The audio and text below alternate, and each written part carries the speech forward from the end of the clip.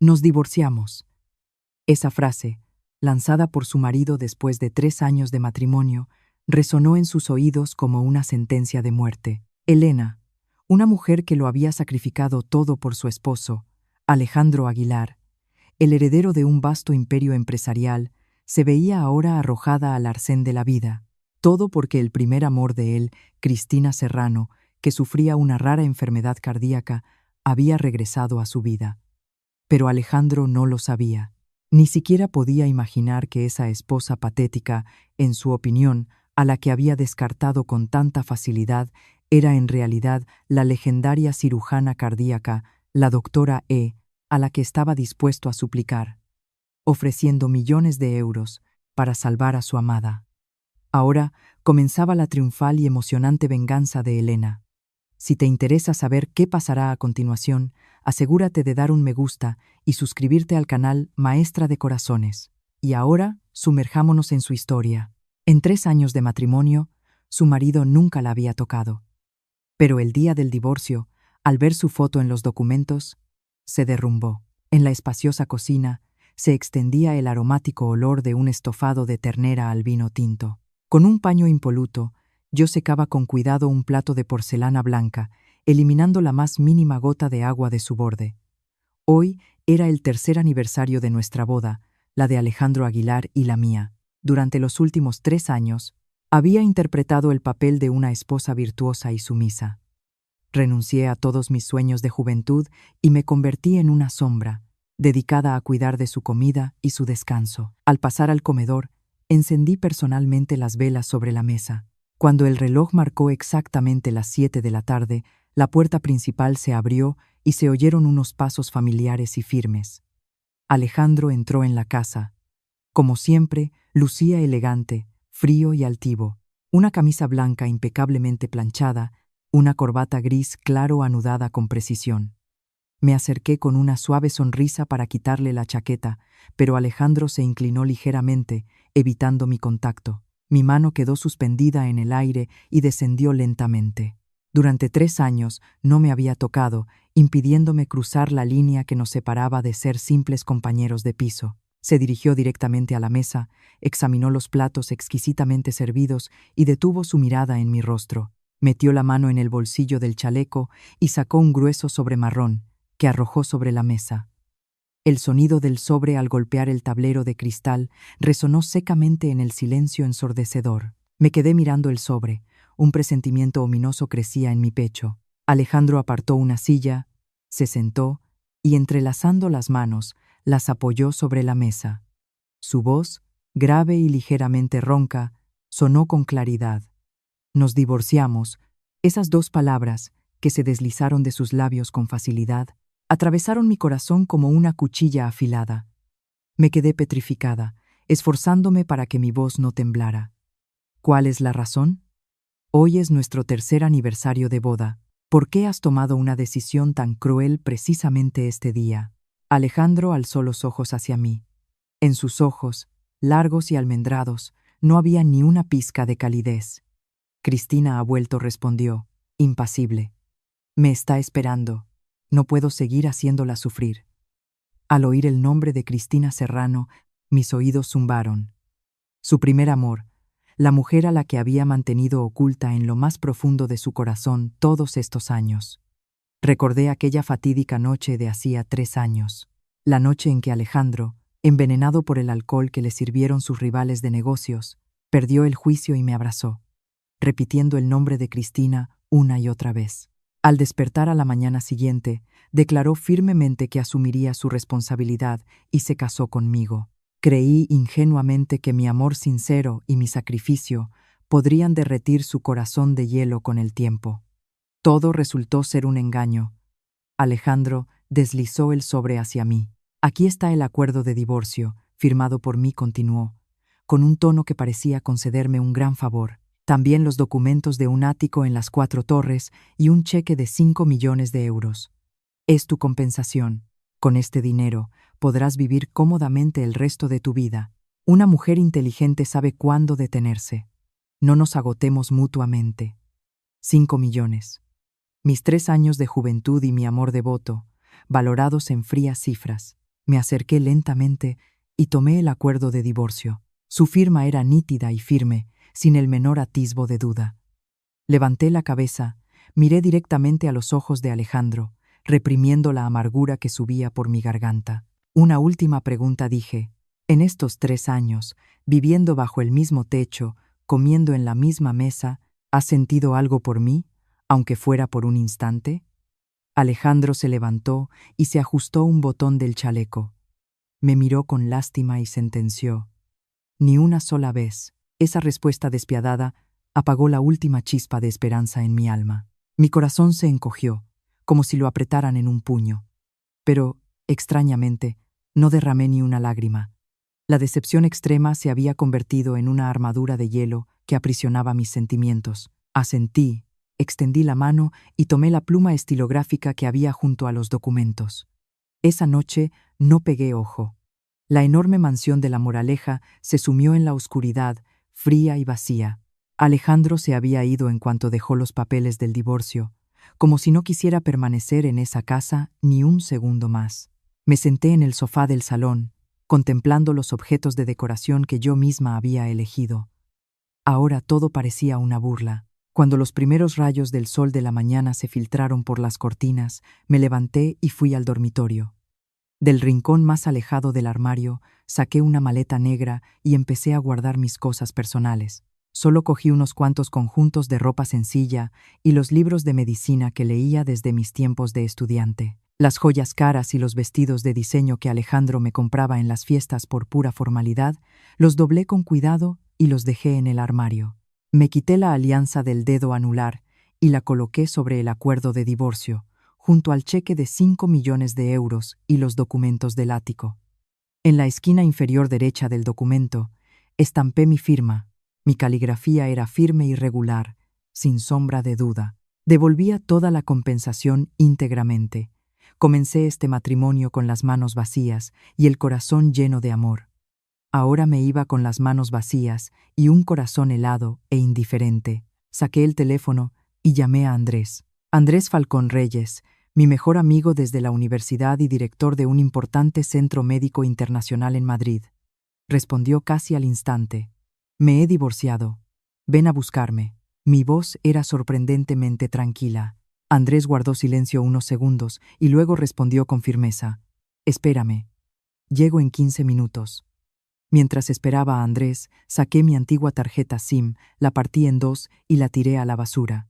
Inserté una nueva en un teléfono de repuesto, bloqueé todos los números de Alejandro y su familia, los eliminé de las redes sociales y corté cualquier posible contacto. Desde el momento en que saliera por esa puerta, nos convertiríamos en absolutos desconocidos para siempre. El Porsche plateado de Andrés se detuvo ante las puertas de la mansión. Salió del coche, vestido con un elegante traje azul oscuro. Al verme con una pequeña maleta, Andrés no hizo preguntas innecesarias. En silencio, metió el equipaje en el maletero y me abrió la puerta del copiloto. El coche arrancó, dejando atrás la imponente casa.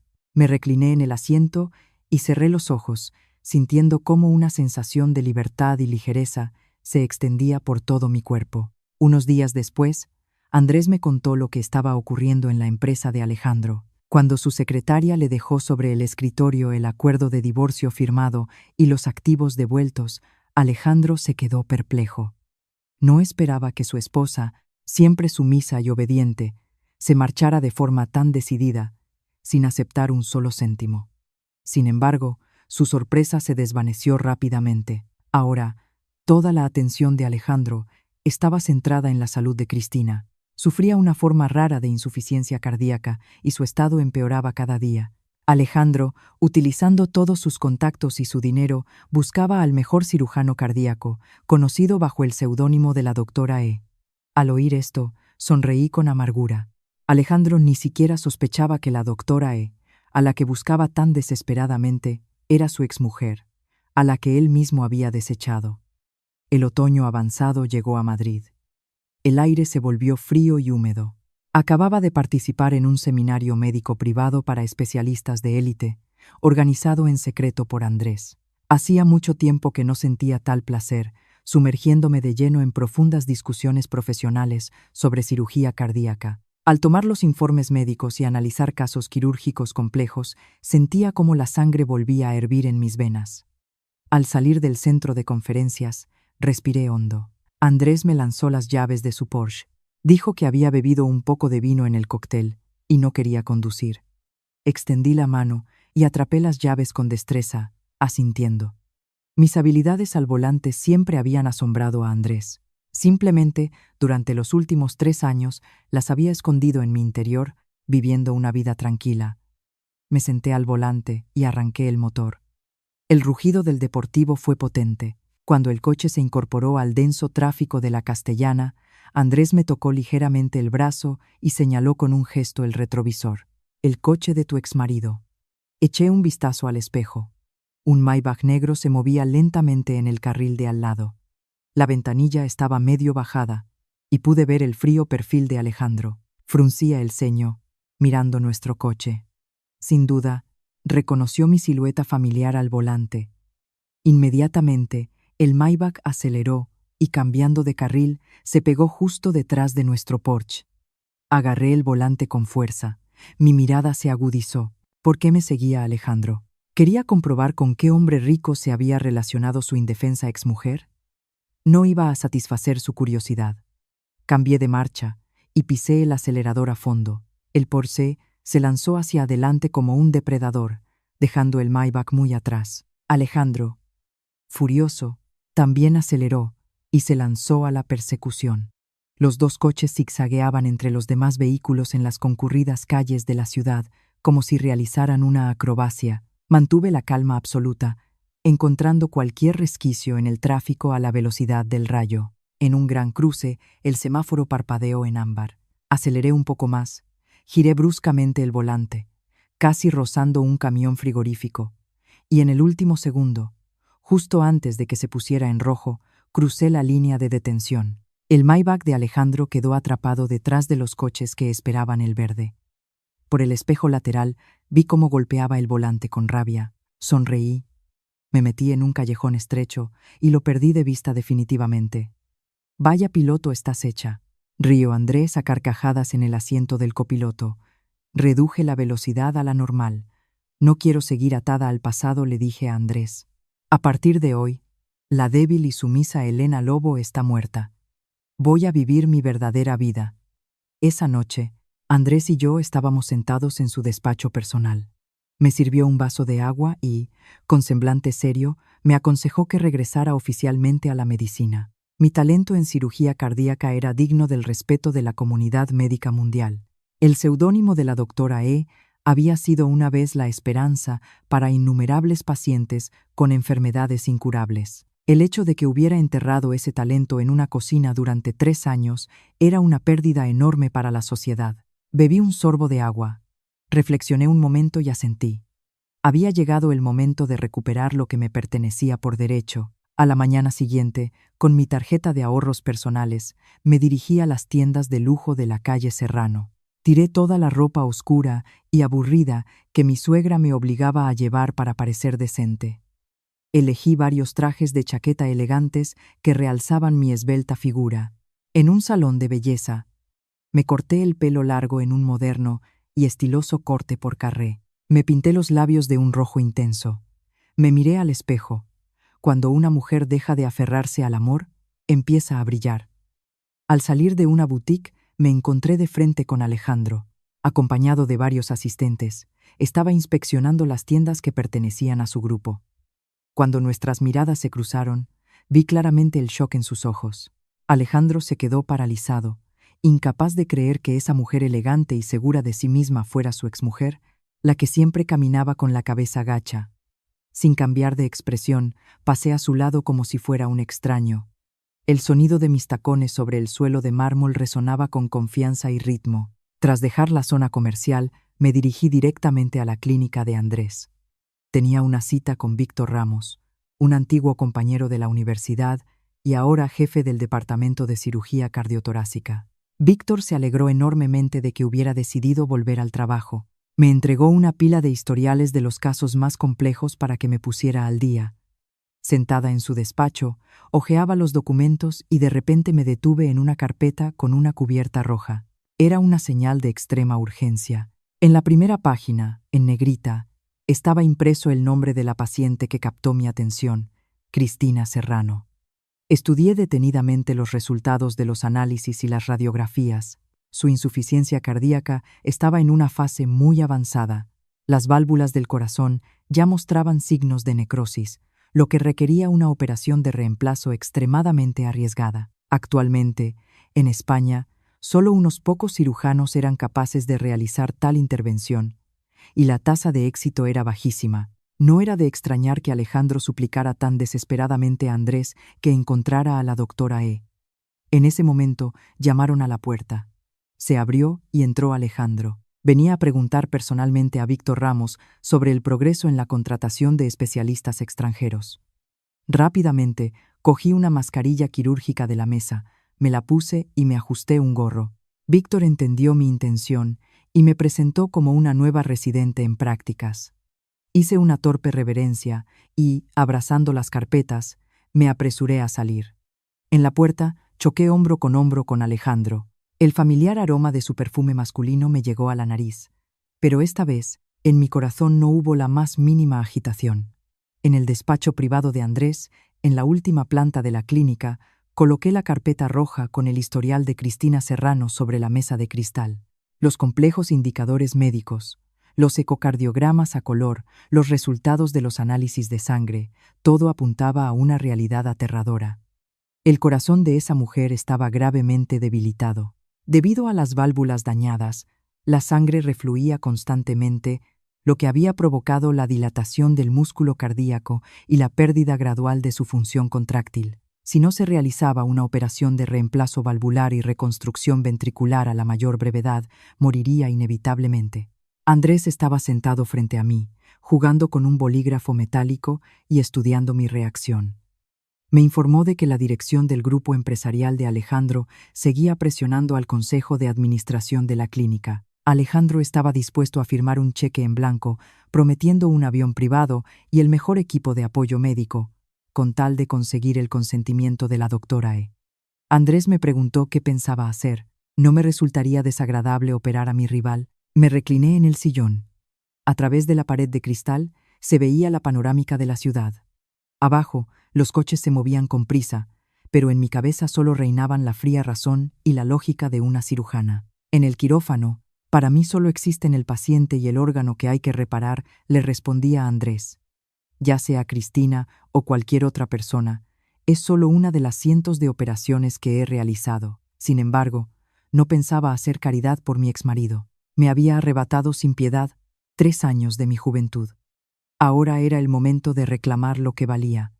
Le pedí a Andrés que redactara un contrato de prestación de servicios médicos especiales. El coste de la operación que fijé fue de 5 millones de euros, en efectivo. El pago se realizaría en un único plazo al firmar el contrato, independientemente del resultado de la operación. Además, impuse 3 condiciones de confidencialidad innegociables. Primero, no establecería contacto directo con la paciente o su familia, ni antes ni después de la operación. Segundo, toda la comunicación profesional y las actualizaciones sobre el estado de salud se harían exclusivamente a través de mi representante, Andrés Falcón Reyes. Tercero, durante las consultas y la propia operación, llevaría un traje de protección completo y utilizaría un distorsionador de voz. Cualquier tipo de fotografía o grabación de video estaba estrictamente prohibida. Cualquier violación de estas condiciones por parte de la familia de la paciente conllevaría la cancelación inmediata de la operación y los 5 millones de euros no serían reembolsables. Tras escucharme, Andrés se echó a reír a carcajadas, elogió mi determinación e inmediatamente llamó a su secretaria para redactar el documento. Apenas media hora después, el contrato con sus duras condiciones estaba impreso. Andrés tomó los papeles y se dirigió personalmente a la sala de recepción VIP, donde le esperaba Alejandro.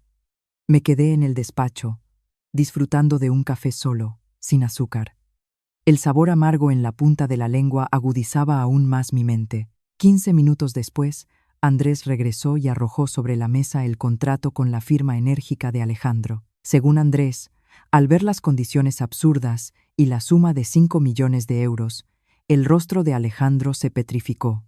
Golpeó la mesa, llamando con rabia a la doctora estafadora, sin escrúpulos, que comerciaba con vidas humanas.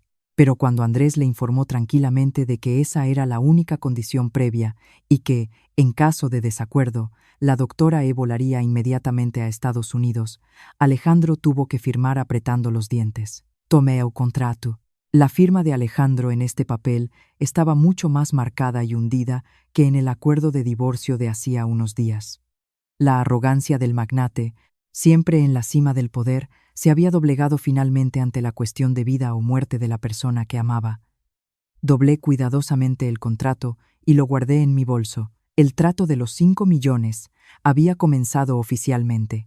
A partir de ese momento, el control absoluto estaba en mis manos, y a él solo le quedaba obedecer. El lunes por la mañana, me mudé a un lujoso ático en el piso 35 de una torre en el centro de la ciudad. Pertenecía a Andrés, estaba decorado en un estilo minimalista en tonos blancos y grises, y contaba con un sistema de seguridad de varios niveles, con reconocimiento facial y un ascensor privado. De pie en el balcón azotado por el viento, se podía abarcar con la vista todo el panorama de la ciudad. El teléfono sobre la mesa sonó rítmicamente. Entré y pulsé el botón de respuesta. En la voz de Andrés, al otro lado de la línea, se oía una ligera sorna. Me informó de que el asistente personal de Alejandro había movilizado a mucha gente para buscar información sobre Elena Lobo. Habían rastreado todas las agencias inmobiliarias, revisado las listas de pasajeros de las aerolíneas e incluso interrogado a los vecinos de mi antiguo piso de estudiante. Mis datos de registro, gracias a la previsión de Andrés, habían sido completamente borrados. Alejandro empezaba a ponerse nervioso. Sospechaba que había desaparecido con la ayuda de algún hombre influyente. Que busque, le dije a Andrés. Cuanto más se esfuerce Alejandro en encontrarme, antes se dará cuenta de que en 3 años de convivencia no conocía en absoluto a la mujer que tenía a su lado. Terminé la llamada y me acerqué al escritorio, donde encendí un ordenador especial conectado directamente al servidor seguro de la clínica. Hoy era la primera videoconferencia privada con el equipo médico de Alejandro. Exactamente a las 2 de la tarde, inicié el programa de videollamadas encriptado. Corrí las cortinas, sumiendo la habitación en penumbra, y encendí solo una lámpara de mesa que proyectaba una luz tenue en la pared detrás de mí. Me puse una bata blanca, un gorro quirúrgico y una mascarilla FFP3 que cubría 2/3 de mi rostro. El distorsionador de voz estaba sujeto al cuello y configurado en un tono neutro y grave. Pulsé el botón de conexión. La pantalla se dividió en dos. En un lado, mi silueta oscura. En el otro, la luminosa sala de conferencias de la clínica. Alejandro estaba sentado en el centro, con las manos entrelazadas sobre la mesa. A su alrededor se sentaban Víctor Ramos y los mejores cardiólogos de Madrid. No se veía a Cristina. Probablemente, su estado no le permitía levantarse de la cama. La mirada de Alejandro, afilada como una cuchilla, se clavó en el objetivo de la cámara, como si intentara arrancarme la máscara. La atmósfera en la sala de conferencias era extremadamente tensa.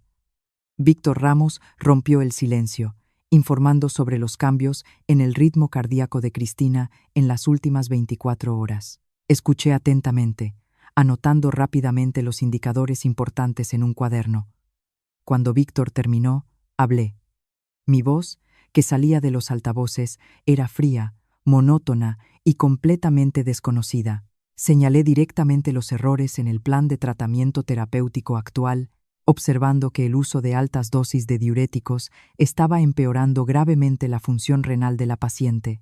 Exigí la interrupción inmediata de 2 tipos de inhibidores enzimáticos y su sustitución por una terapia de soporte miocárdico directo desarrollada por mí. Todos en la sala tomaban notas en silencio, temiendo perder una sola palabra. Nadie se atrevió a cuestionar mis juicios precisos y mi abrumador profesionalismo. Solo Alejandro, manteniendo su postura, frunció ligeramente el ceño. Doctora interrumpió de repente mi análisis. Su voz me resulta extrañamente familiar. ¿Nos hemos conocido antes? En sus palabras había un claro intento de sondear el terreno. Alejandro era un hombre extremadamente perspicaz. Quizás su intuición había captado notas familiares en mi forma de acentuar las palabras, a pesar del timbre completamente alterado. No mostré la más mínima turbación y miré directamente a la cámara. Mi voz, pasada por el modulador, se volvió aún más fría y cortante. No me pagan para responder a preguntas ociosas. Si el señor Aguilar no confía en mi profesionalidad, puede rescindir el contrato ahora mismo. Le ruego que transfiera la penalización a mi cuenta antes de las 5 de la tarde de hoy. Mi réplica cortante y mi tono arrogante hicieron callar a Alejandro. Apretó los puños, pero al final se vio obligado a disculparse por su reciente impertinencia. Asentí fríamente y ordené a Víctor Ramos que preparara un quirófano de simulación y me enviara todos los datos de la tomografía en 1 hora. Corté la conexión de forma decidida. La pantalla del ordenador se apagó y la habitación volvió a sumirse en el silencio. El primer asalto era mío. Alejandro, sin percatarse de la verdad que tenía delante de sus narices, había caído completamente bajo mi influencia. 3 días después de la videoconferencia, el estado de Cristina se complicó.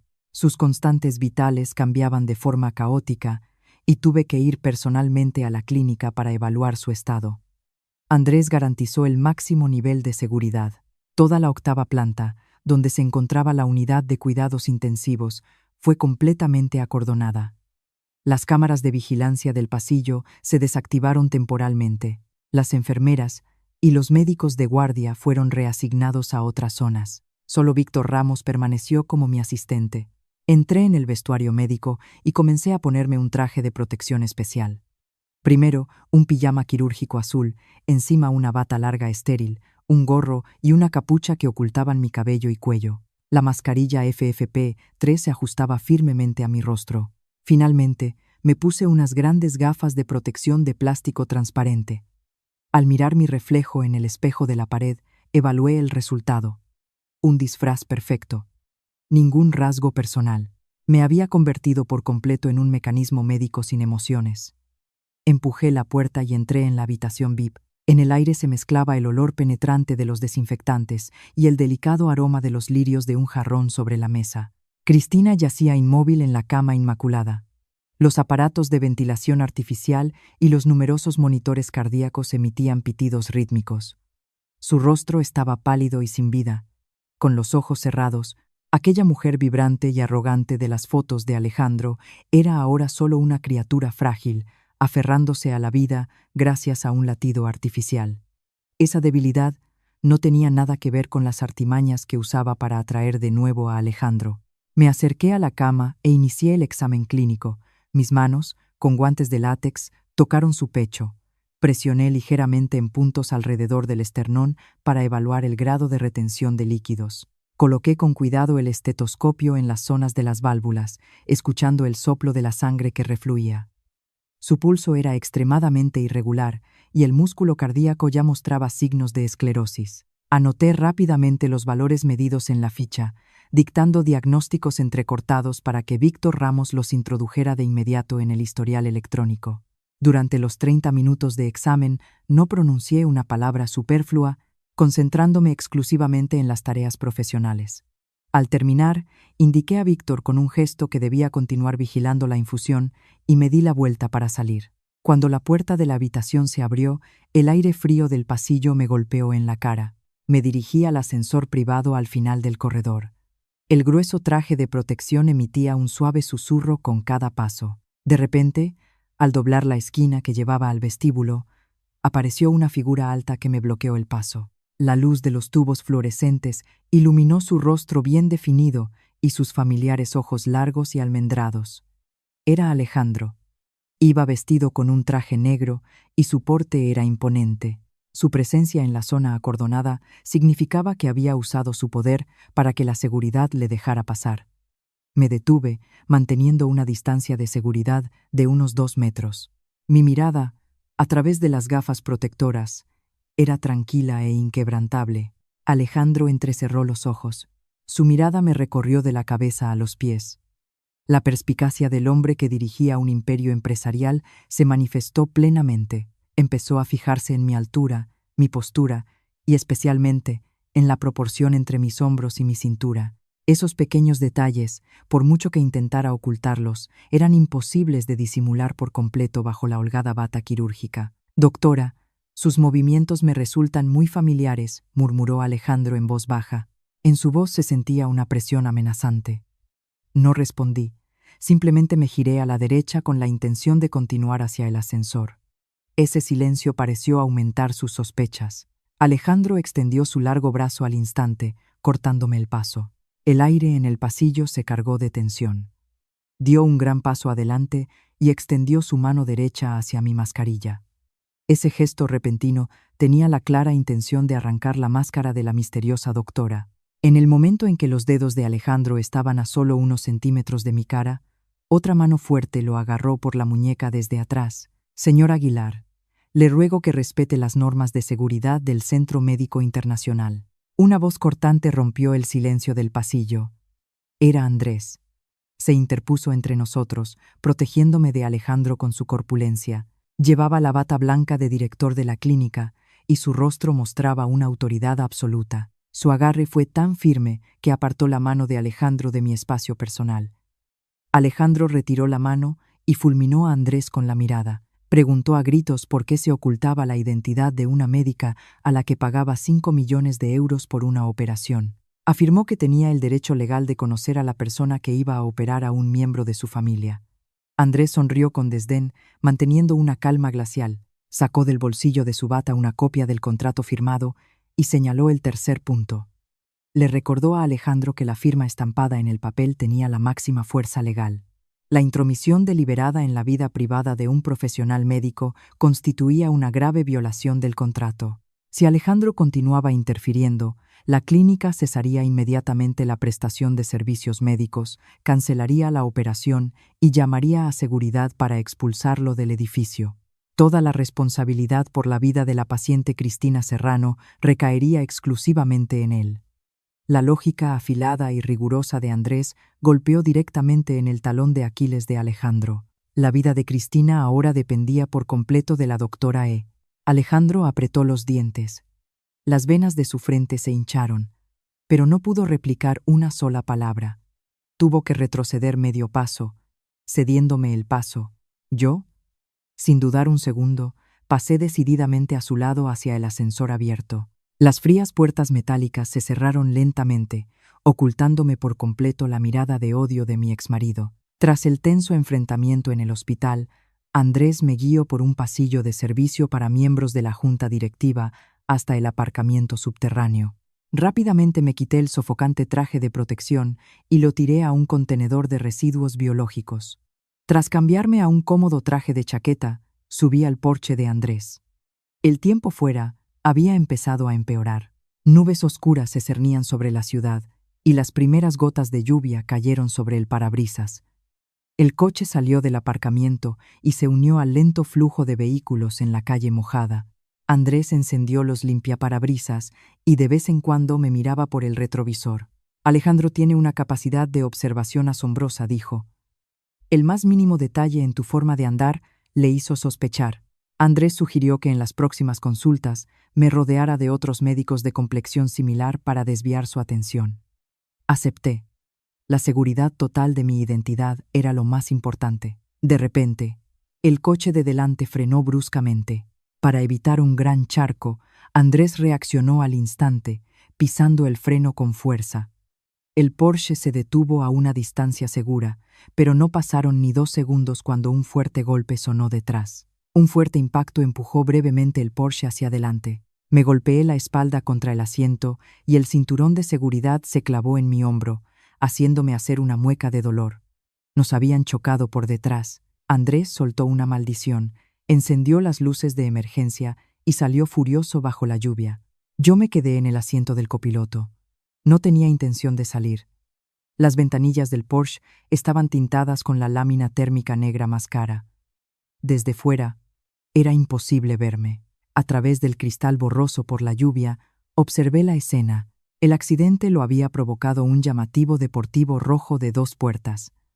Su parte delantera estaba muy abollada contra el robusto parachoques trasero del Porsche. La puerta del coche rojo se abrió y de él salió una mujer joven.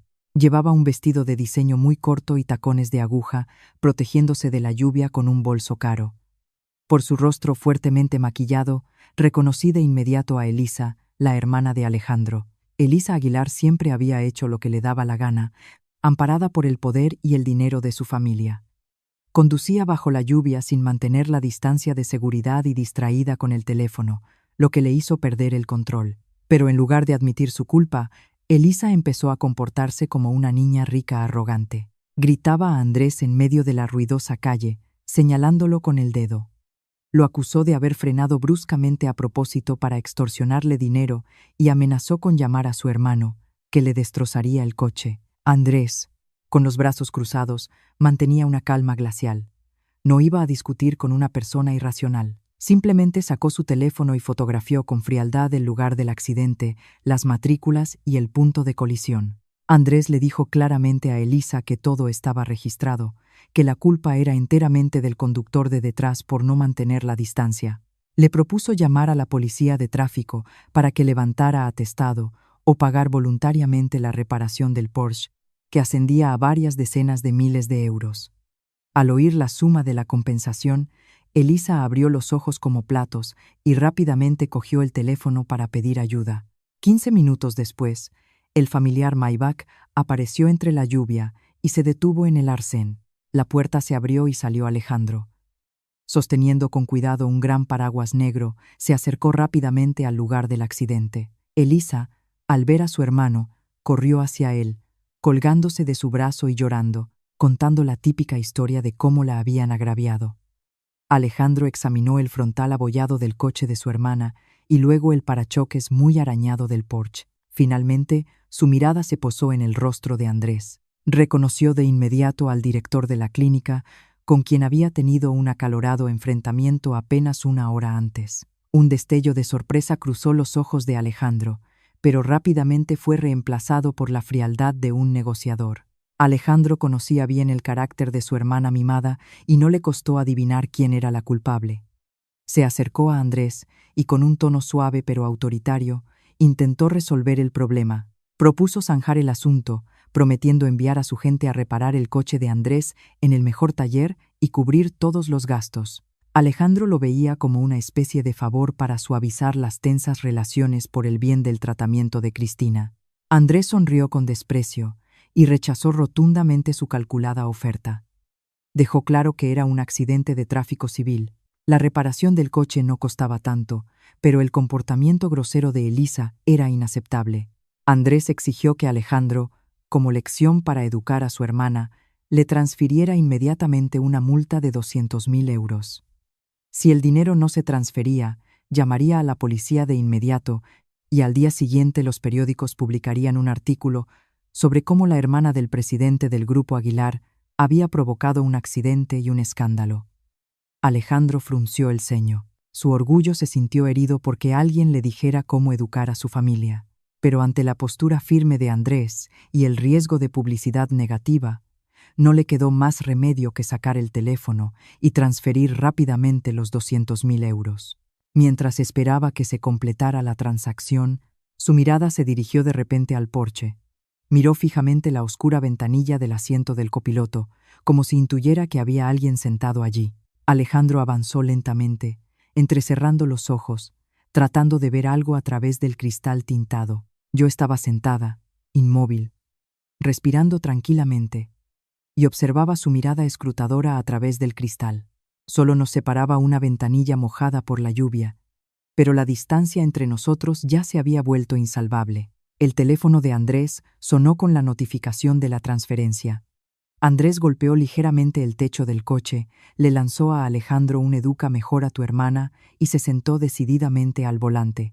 El Porsche se alejó rugiendo en la bruma lluviosa, dejando a los perplejos hermanos Aguilar de pie en medio de la fría calle. Miré por el retrovisor y sonreí casi imperceptiblemente.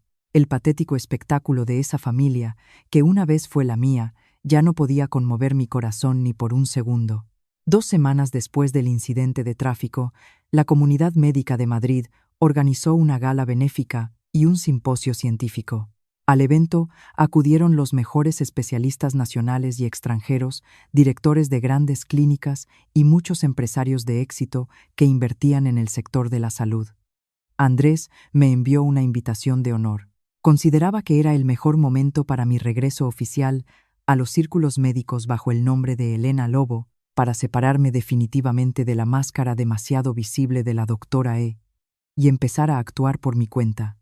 Esa noche, estaba de pie frente al gran espejo de mi dormitorio, preparando mi atuendo. Esta vez, decidí deshacerme por completo de la imagen de mujer modesta y discreta que había mantenido durante los últimos 3 años. Elegí un vestido de noche de seda de color verde esmeralda, un elegante escote en V y una atrevida espalda descubierta acentuaban las curvas perfectas de mi figura. Una alta abertura en la falda hacía que mi caminar fuera grácil y seguro. Me puse unos tacones altos adornados com pedras brilhantes, recogi-me pelo corpo em moño alto, y completé el look con unos pendientes de perlas negras. El maquillaje realzaba la expresividad de mis ojos y mis labios de un rojo intenso. La mujer en el espejo era deslumbrante, segura de sí misma y llena de vida. Una lujosa berlina enviada por la clínica me llevó hasta la majestuosa entrada de un hotel de 5 estrellas. Cuando la puerta se abrió, me cegaron los flashes de las cámaras. Salí del coche, erguí la espalda y respondí con una elegante sonrisa a los educados saludos de los organizadores. Al entrar en el suntuoso salón de banquetes, inundado por la luz de las lámparas de araña de cristal y lleno de los sonidos de la música clásica, me integré rápidamente en la atmósfera de la élite intelectual. Andrés se acercó, me tomó del brazo y me llevó al centro para presentarme a los especialistas extranjeros. Allí me reencontré con el profesor Richard, una eminencia en cirugía cardíaca con quien había trabajado durante mi estancia en Estados Unidos. El profesor se sorprendió y se alegró mucho de verme. Rápidamente nos sumergimos en una conversación profesional. En un inglés fluido, pronunciaba con precisión complejos términos médicos. Analicé con confianza para el profesor las ventajas del reemplazo valvular endoscópico mínimamente invasivo, al tiempo que señalaba los riesgos que podían surgir durante la circulación extracorpórea. Los especialistas de alrededor escuchaban en silencio, y en sus ojos se leía un sincero respeto por aquella joven pero erudita doctora. En medio de nuestra conversación, sentí un escalofrío en la espalda. Una aguda intuición me dijo que alguien me estaba observando fijamente. Terminé lentamente mi análisis para el profesor Richard y me di la vuelta. A pocos pasos de mí, como petrificado, estaba Alejandro. Llevaba un esmoquín negro perfectamente entallado y sostenía una copa de vino en la mano, en compañía de varios socios comerciales. Alejandro había venido a la gala, obviamente, para establecer más contactos en los círculos médicos por el tratamiento de Cristina. Su mirada estaba clavada en mí. En ella se mezclaban el asombro, el shock y una perplejidad extrema. Abrió la boca para decir algo, pero parecía que se le había cortado la respiración. Su exmujer, a la que siempre había considerado un ratón gris y despreciado, ahora estaba en el centro de un lujoso salón, conversando con confianza en inglés con los mejores especialistas del mundo. Este contraste brutal fue como una bofetada a su arrogancia habitual. Alejandro se disculpó con sus acompañantes y se dirigió rápidamente hacia mí. Se detuvo frente a mí. El familiar aroma de los puros se mezclaba con la tensión que emanaba de su cuerpo. «¿Qué haces aquí?», dijo Alejandro. En su voz grave y ronca se contenía la furia. «¿Quién te ha permitido venir a un sitio como este con esas pintas?». Meneé ligeramente mi copa de champán, observando con frialdad su rostro ceñudo. «Señor Aguilar, parece que ha olvidado que nos hemos divorciado», respondí con una sonrisa burlona. «Todos los trámites están resueltos. Donde quiera que aparezca, lo que sea que lleve puesto y con quien quiera que hable, es mi libertad personal. ¿Qué derecho tiene usted a controlarme?». Mi respuesta cortante hizo callar a Alejandro. Apretó la copa con tanta fuerza que los nudillos se le pusieron blancos. Alejandro no estaba acostumbrado a que le respondieran de forma tan despiadada. Bajó la voz, intentando mantener la compostura. Creía que yo estaba montando este espectáculo a propósito, que con el dinero de la compensación me había comprado ropa cara y me había infiltrado en la alta sociedad para llamar su atención. Las fantasías de Alejandro me provocaron una carcajada. Di medio paso adelante, acortando la distancia para que oyera claramente cada una de mis palabras. Devolví su compensación de 5 millones de euros. Para preservar mi honor dije, acentuando cada palabra y destrozando por completo su arrogancia. Este vestido que llevo y mi derecho a estar aquí, todo me lo he ganado con mi inteligencia y mis capacidades. No confunda su estatus con el mío. Ahora mismo, a mis ojos, usted vale menos que una sola hoja de un informe de patología. Dicho esto, me di la vuelta decididamente y me marché. Alejandro se quedó de pie en medio del salón, como una estatua de piedra. El bajo de mi vestido esmeralda se deslizó fría e indiferentemente por su pierna. Me acerqué a Andrés y continué brindando con los especialistas, borrando por completo a ese hombre de mi campo de visión.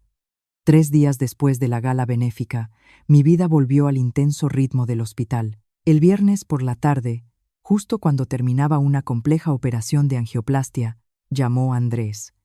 En su voz se notaba irritación y tensión. Me contó que había recibido un mensaje anónimo de que su exnovia de la universidad, Svetlana, a la que había querido mucho, había caído en las redes de un vividor, heredero de una familia rica, en un club llamado Elysium. Ese tipo era conocido por drogar a las chicas y llevárselas a su casa. Andrés me pidió que fuera con él, diciendo que entre mujeres era más fácil hablar y convencerse. Me quité los guantes quirúrgicos, me lavé bien las manos con desinfectante y acepté de inmediato.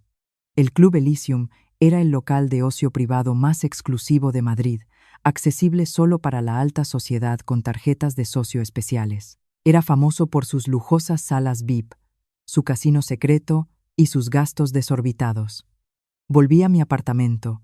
Me puse un mono negro ajustado y una chaqueta corta por encima, ropa cómoda y práctica, que permitía moverse con rapidez.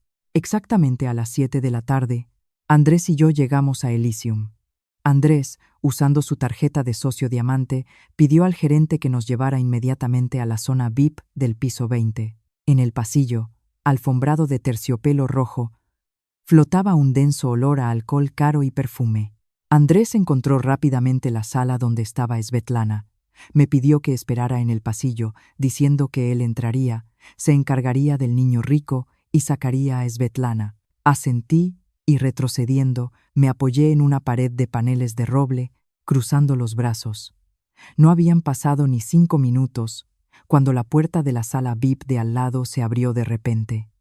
De allí salieron fuertes risas y el sonido de fichas de casino chocando.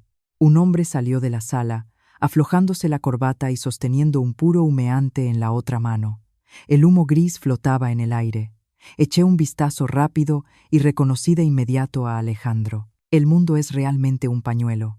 Mi presencia en un lugar tan sórdido como Elysium provocó en los ojos de Alejandro una sorpresa extrema que inmediatamente se convirtió en una sonrisa burlona y desprecio. Apagó el puro contra una columna de mármol en el pasillo y se acercó lentamente a mí. Apenas has dejado la familia Aguilar y ya te has rebajado a perseguir a hombres desconocidos por sitios como este. En la voz de Alejandro había una sorna mordaz. No me dejé llevar por su insulto y me erguí. Le miré directamente a los ojos y respondí con absoluta frialdad que sus criterios para juzgar a la gente eran demasiado bajos y que no era de su incumbencia por qué estaba allí. Al contrario, el jefe de una corporación que se divierte en un casino mientras su amada se muere en un hospital era verdaderamente despreciable. Mis palabras golpearon con precisión el incipiente sentimiento de culpa en el alma de Alejandro. Su rostro se ensombreció de inmediato y estalló en furia. De repente, me agarró por la muñeca. Su agarre fue tan fuerte que dejó una marca roja en mi piel. Sin darme tiempo a reaccionar, me arrastró a la fuerza a la sala VIP de la que acababa de salir. La puerta se cerró de golpe detrás de nosotros. En la espaciosa sala, sentados en una mesa de póker cubierta de paño verde, había 5 o 6 hombres. Entre ellos estaban socios de negocios cercanos y conocidos vividores, amigos de Alejandro, Miguel y Pablo. Miraron atónitos cómo Alejandro arrastraba a una mujer desconocida a la sala.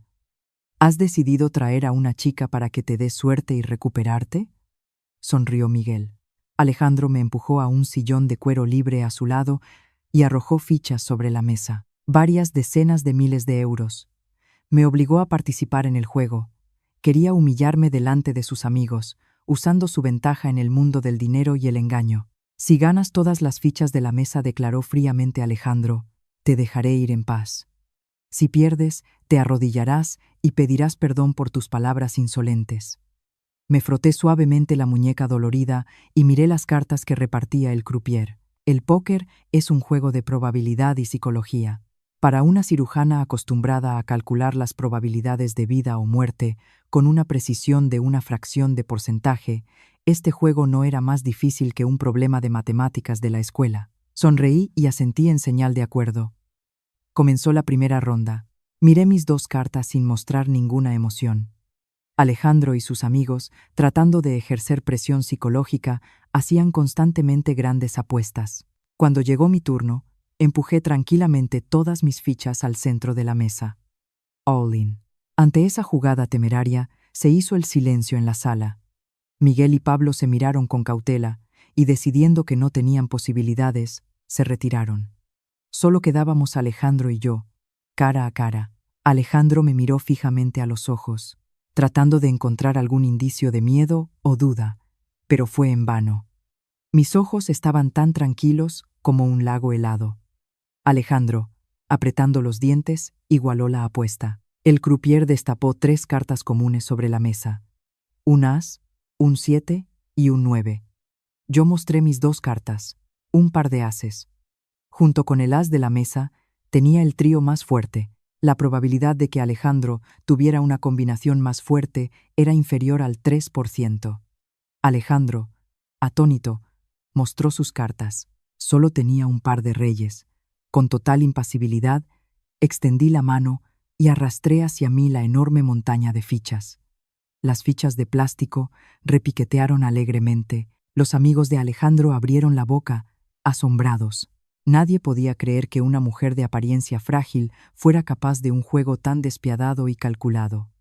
Me levanté, me sacudí ligeramente las arrugas de la chaqueta y miré a Alejandro desde arriba con lástima. ¡Qué juego tan aburrido para ociosos!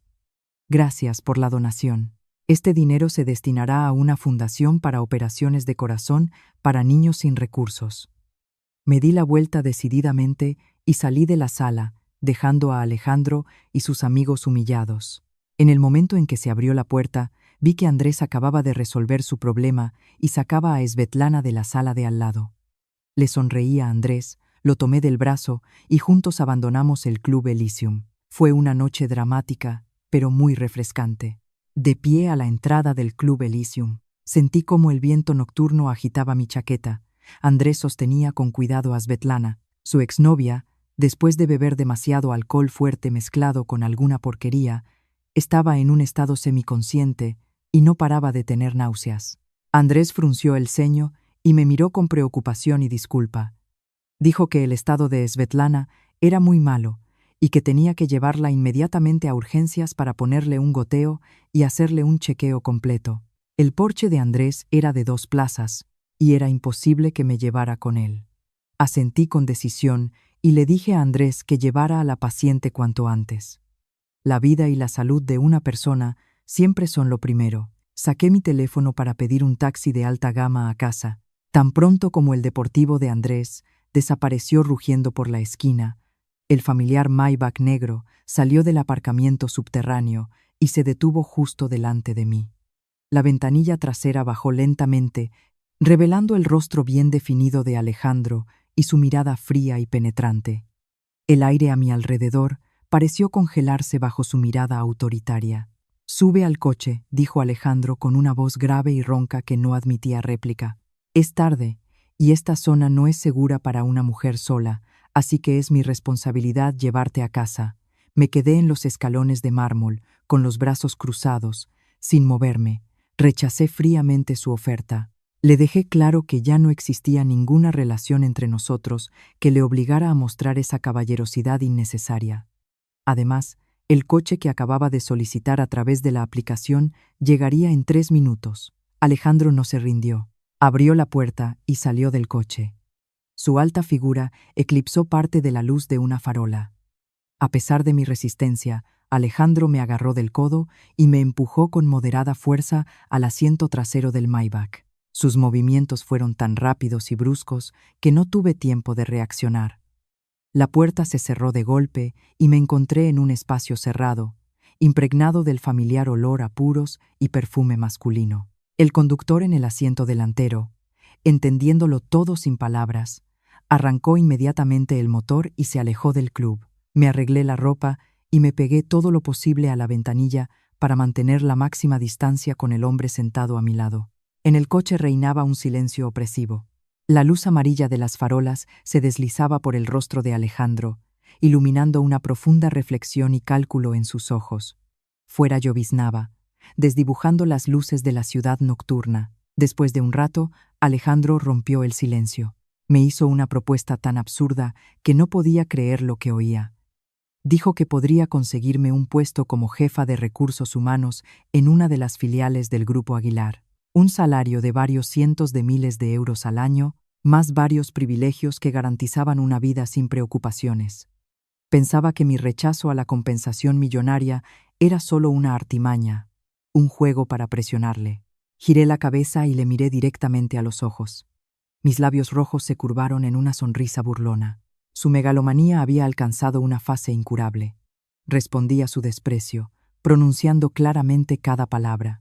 Le reiteré que no necesitaba su limosna y que, menos aún, estaba interesada en trabajar bajo las órdenes de un hombre que no sabía valorar a su familia. Mis habilidades en el juego de cartas de esa noche, mi ropa de diseño, todo era resultado de mis capacidades, mi patrimonio y mi intelecto. Le exigí que se guardara sus odiosas miradas y que nunca más intentara valorar mi persona con dinero o un puesto.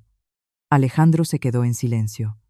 Su nuez se movió casi imperceptiblemente. Mis palabras, afiladas como cuchillas, atravesaron la armadura de arrogancia que siempre llevaba. Se giró hacia la ventanilla y no volvió a mencionar su absurda propuesta. El coche atravesó silenciosamente los cruces desiertos y finalmente entró en un complejo residencial de élite en el centro de la ciudad. Era una de las zonas más seguras de Madrid, destinada solo a la verdadera élite. El Maybach se detuvo en la entrada principal de la Torre Rosalía. Solo se podía acceder al vestíbulo con una tarjeta de residente o a través de un sistema de reconocimiento facial. El rostro de Alejandro reflejó asombro. No esperaba en absoluto que yo pudiera vivir en un lugar tan caro y exclusivo. Cuando extendí la mano para abrir la puerta, Alejandro me detuvo de repente. En su voz se mezclaban el cansancio y una ligera coacción. Me informó de que su madre, Isabel, había regresado de un viaje por Europa esa misma mañana. Aún no sabía que habíamos finalizado el proceso de divorcio. Últimamente sufría de hipertensión y el médico le había recomendado encarecidamente evitar fuertes disgustos emocionales. Alejandro me pidió que este sábado por la noche fuera con él a la mansión familiar de los Aguilar para representar el papel de una pareja feliz en una cena familiar. Me quedé helada y me volví. Isabel era la única persona en la familia Aguilar que se había preocupado sinceramente por mí y me había tratado con calidez maternal. En los momentos más solitarios y dolorosos de los últimos 3 años, siempre había estado de mi lado, regañando a Alejandro por su indiferencia. Sentía un sincero respeto por ella, y aunque ahora odiaba a Alejandro hasta la médula, herir a una mujer mayor y enferma iba en contra de mi conciencia como médica. Reflexioné unos segundos y asentí, pero puse una condición clara. Sería la última vez que pisaría su casa. Después de esa cena, Alejandro tendría que encontrar la manera de contarle la verdad a su madre. Abrí la puerta con decisión, salí del coche y sin mirar atrás ni una sola vez, me dirigí al vestíbulo de mi edificio. El sábado por la noche, una ligera niebla envolvió la ciudad. En el aire flotaba el frescor del entretiempo. Estaba de pie frente al armario, eligiendo cuidadosamente mi atuendo para la representación de esa noche. Dejé a un lado los vestidos ajustados y seductores y elegí un recatado vestido largo de seda, de color crema, con escote redondo. Recogí mi pelo corto y moderno en un elegante y discreto moño bajo, ocultando las puntas atrevidas. Me quité el maquillaje llamativo, dejando solo una crema protectora y un ligero tono rosado en los labios. En solo media hora, me había transformado perfectamente en la esposa sumisa y paciente que había sido durante 3 años. Mirándome en el espejo, me reí de mí misma. Un disfraz perfecto para engañar al mundo. A las 6 de la tarde, el Maybach de Alejandro se detuvo frente al vestíbulo de mi edificio. salí con un andar comedido. En mis ojos no había ni rastro de la habitual dureza y arrogancia. Cuando abrí la puerta del copiloto, Alejandro, que revisaba documentos en una tableta, se quedó inmóvil por un instante. Su mirada recorrió mi atuendo modesto, mi rostro sin maquillaje y mis modales contenidos. En su cara apareció una expresión de perplejidad. Probablemente no esperaba que me metiera en el papel tan rápida y perfectamente. Alejandro apartó la vista, tosió y le ordenó al conductor que arrancara. El trayecto desde el centro hasta la mansión de las afueras duró casi 1 hora. No pronunciamos ni una palabra. En el espacio reducido, cada uno estaba absorto en sus propios pensamientos. Ante nosotros apareció la mansión familiar de los Aguilar, con sus majestuosas puertas de hierro forjado y un jardín bañado en una cálida luz amarilla. En cuanto el coche se detuvo, Alejandro salió inmediatamente y, rodeando el vehículo, me abrió la puerta. Me tomó de la mano. Su ancha palma transmitió un calor extraño a mi piel fría. Me estremecí ligeramente, pero me recompuse al instante y le permití dócilmente que me guiara al salón. Isabel estaba sentada en el sofá, bebiendo té. Al vernos, dejó la taza de inmediato. Una amplia sonrisa floreció en su rostro amable.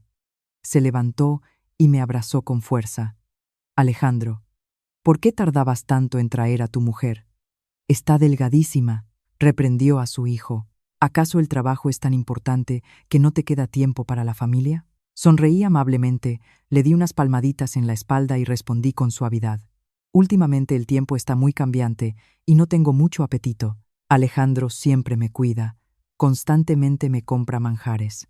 Me daban náuseas mis propias mentiras, pero por la sonrisa de Isabel estaba dispuesta a llevar esta farsa hasta el final. La cena se sirvió en el gran comedor. La mesa estaba repleta de mariscos caros y platos nutritivos. Tomé la iniciativa, sirviendo arroz y colocando los mejores trozos de carne en el plato de mi suegra y luego en el de Alejandro. Cada gesto, cada mirada hacia Alejandro, estaba impregnada del cuidado y el profundo afecto de una esposa devota. Alejandro estaba tenso. Sus cubiertos temblaban casi imperceptiblemente. Mi falsa atención recreaba tan vívidamente la imagen de los días tranquilos de hacía 3 años. En su mirada hacia mí se mezclaban la perplejidad y un sentimiento sutil e indescriptible. Se sumergió por completo en la ilusión que yo había creado, incapaz de distinguir la verdad de la ficción. Cuando la cena llegaba a su fin, Isabel despidió al servicio y se puso muy seria. Nos miró a ambos y tamborileó con los dedos sobre la mesa de cristal. «Lleváis casados 3 años», dijo con el tono autoritario de la matriarca de la familia. «Es tiempo suficiente para asentar los negocios y fortalecer los sentimientos.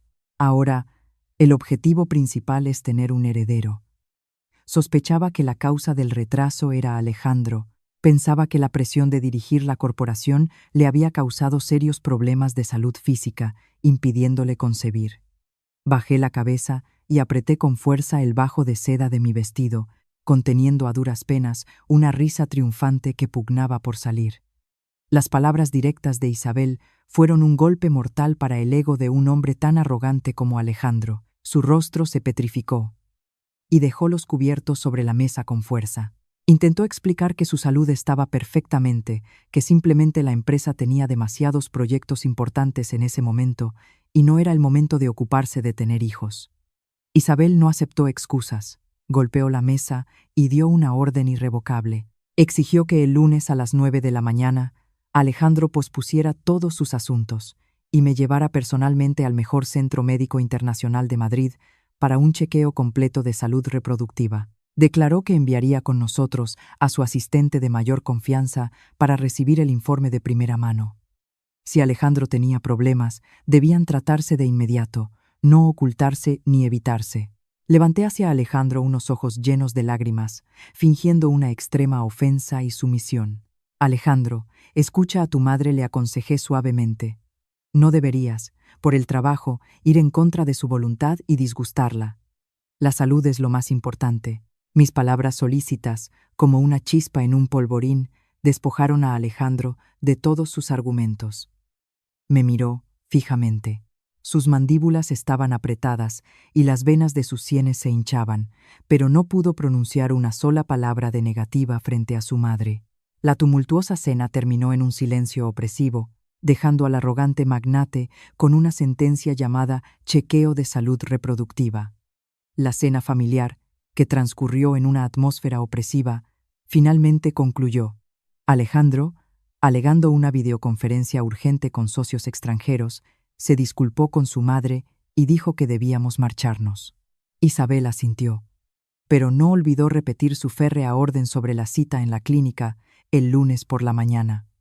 Yo hice una reverencia dócil, me puse una fina chaqueta de punto y seguí a Alejandro hacia la salida. En cuanto desaparecimos del campo de visión de Isabel, toda mi suavidad y contención se evaporaron al instante, reemplazadas por mi habitual y fría determinación. El aire nocturno en las afueras era especialmente frío. Un viento penetrante susurraba entre los arces, esparciendo hojas secas por el camino de grava. Caminé rápidamente hacia el aparcamiento, deseando abandonar cuanto antes aquel lugar hipócrita. Alejandro me seguía de cerca.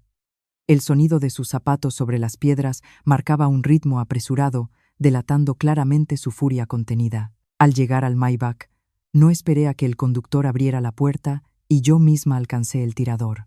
En ese momento, una mano fuerte me tiró hacia atrás. Alejandro se abalanzó y me aprisionó con su cuerpo macizo contra la fría carrocería del coche. Sus anchos hombros bloquearon por completo la luz de la farola, proyectando una densa sombra sobre mi rostro. Sus ojos estaban inyectados en sangre y en su respiración agitada se sentía una furia a punto de estallar. «Eres una actriz magnífica», rugió Alejandro. «Has utilizado a mi madre para pisotear mi orgullo. ¿Estás contenta?» Cada palabra, filtrada entre dientes, estaba impregnada de veneno. Me mantuve inmóvil, sin un atisbo de nerviosismo, enfrentando su ira. No estaba obligada a soportar ese trato injusto. Mi papel de esposa sumisa era parte de nuestro acuerdo inicial para proteger la salud de Isabel. Había cumplido mi parte brillantemente.